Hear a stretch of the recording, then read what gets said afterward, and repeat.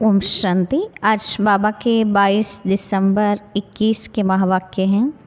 मूल्य का टाइटल है मीठे बच्चे, बाप आए हैं तुम्हें भक्ति का फल देने।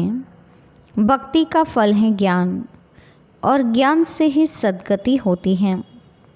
प्रश्न, इस ब्राह्मण कुल में बड़ा किसको कहेंगे? उसकी निशानी सुनाओ। इस ब्राह्मण कुल में बड़ा किसको कहेंगे? उनकी निशानी सुनाओ। ब्राह्मण कुल में बड़े से बड़ा वह है जो अच्छी सर्विस करने वाले हैं, जिन्हें सदैव अपनी उन्नति का ही ओना या ख्याल रहता है, जो बड़ाई पर बहुत तीखे जाते हैं। ऐसे महावीर बच्चे अपना तन मन धन सब ईश्वरीय सेवा में ही सफल करते हैं, अपने चलन पर बहुत ध्यान देते हैं। गीत हैं, तूने रात गवाई सो के, दिवस गवाया खा के। ओम शांति। यह गीत अनकरेक्ट है। इस दुनिया में तुम जो भी सुनते हो सब है अनकरेक्ट अर्थात झूठ। बाप बैठ समझाते हैं, हे भारतवासी बच्चों, बच्चे जो सम्मुख हैं उन्हों को ही कहेंगे। तुमको अभी मालूम पड़ा है वह है भक्ति मार्ग। वेद शास्त्र उपनिषद आदि कितने भक्ति मार्ग में जन्म जन्मांतर पढ़ते आते हैं, गंगा स्नान करते आए हैं। पूछो यह कुंभ का मेला कब से लगता आया है? कहेंगे यह तो अनादि है, कब से करते आए हैं यह बता नहीं सकेंगे। उनको यह पता ही नहीं है कि भक्ति मार्ग कब से शुरू होता है। कल्प की आयु ही उल्टी कर दी है। कहते हैं शास्त्रों में लिखा हुआ है ब्रह्मा का दिन और ब्रह्मा की रात, यह एक गीता में ही है। अब बाप समझाते हैं तुम ब्राह्मणों का दिन और रात है बेहद की। आधा कल्प दिन आधा कल्प रात जरूर इक्वल चाहिए ना। आधा कल्प से भक्ति मार्ग शुरू होता है, यह किसको पता नहीं है। सोमनाथ का मंदिर कब बना? पहले सोमनाथ का मंदिर ही बना है अव्यभिचारी भक्ति के लिए। तुम जानते हो आधा कल्प पूरा होता है तब ब्रह्मा की रात शुरू होती है। लाखों वर्ष की तो बात हो न सके। कहते हैं 1300-1400 वर्ष हुए होंगे जबकि मोहम्मद गजनवी मंदिर से खजाना लूट कर ले गया। अब तुम समझते हो इस पुरानी दुनिया से हमारा कोई ताल्लुक़ नहीं है। और धर्म वाले जो आते हैं वह सब बीच बीच में बाईप्लांट हैं। अभी तो उन्हों की भी अंत हैं, तमो प्रधान हैं।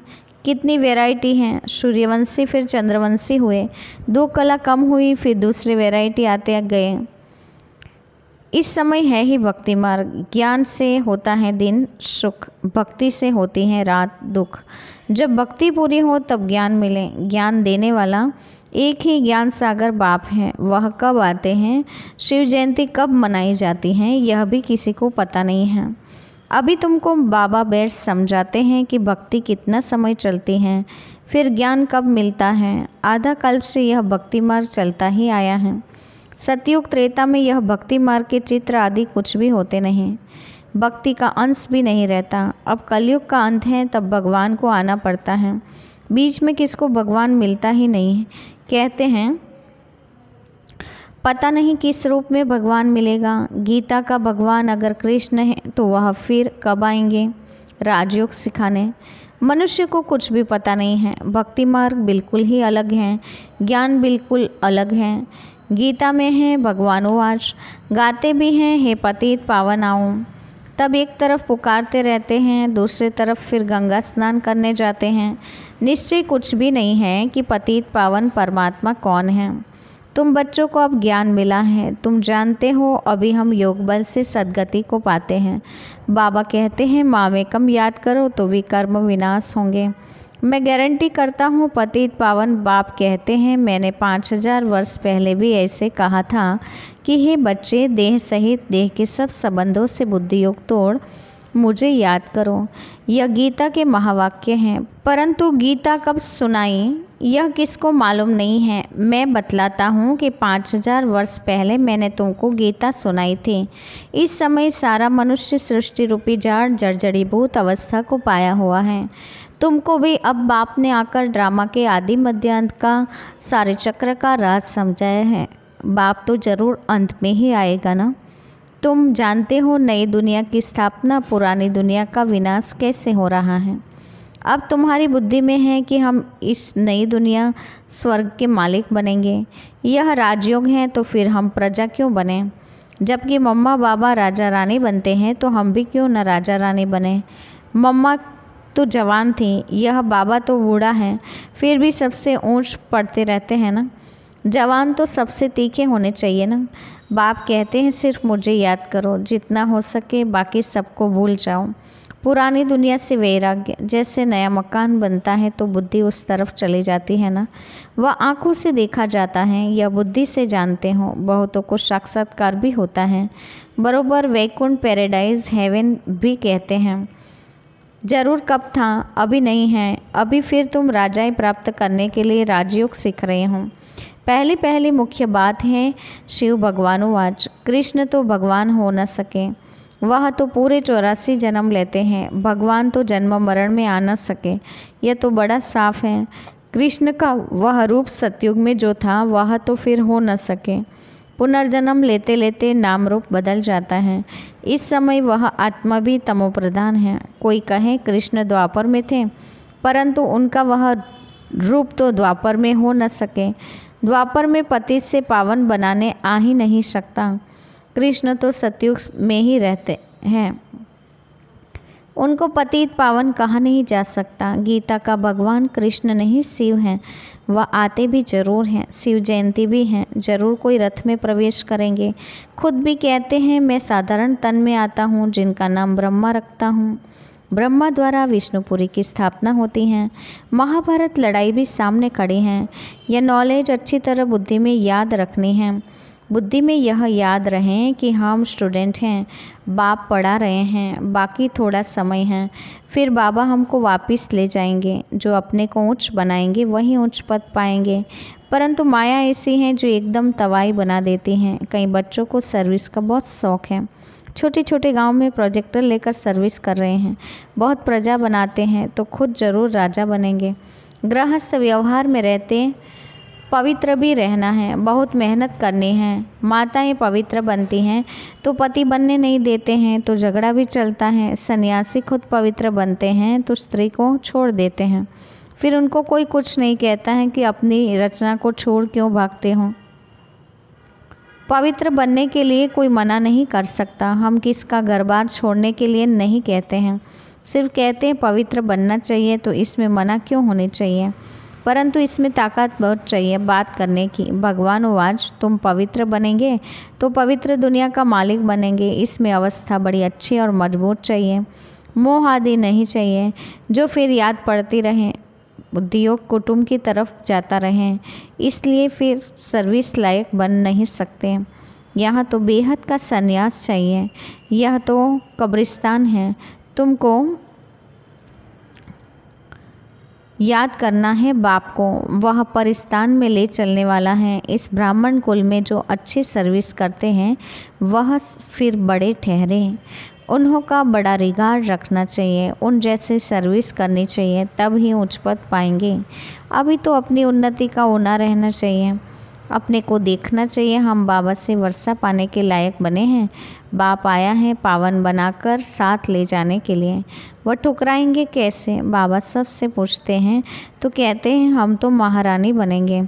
तो ऐसी चलन भी होना। कहीं तो बहुत अच्छे बच्चे हैं, परंतु जो पुरुषार्थ ही नहीं करेंगे तो वह क्या पद पाएंगे। हर बात में पुरुषार्थ से ही प्रारब्ध मिलती हैं। कोई बीमार पड़ जाते हैं, फिर ठीक होने से ही दिन रात पुरुषार्थ में लग पढ़ाई में तीखे हो जाते हैं। यहाँ भी सर्विस में लग जाना है। सर्विस की युक्तियाँ तो बाबा बहुत बतलाते हैं, प्रदर्शनी पर समझने का अभ्यास करो। बाबा तो कहते हैं अपनी उन्नति कर जीवन बनाओ।